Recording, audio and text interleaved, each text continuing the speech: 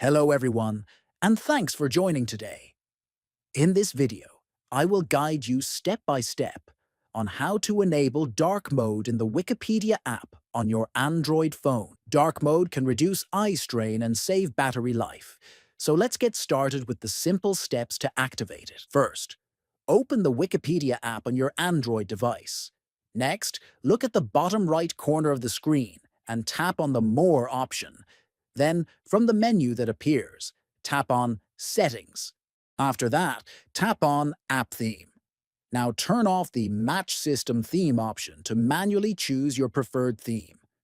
Finally, you'll see two dark mode options, High Black and a Little Black. Select the one that suits your preference. That's all there is to it. Enabling dark mode on Wikipedia is easy and can enhance your reading experience, especially in low light. Thanks for watching, and don't forget to like and subscribe for more helpful tips.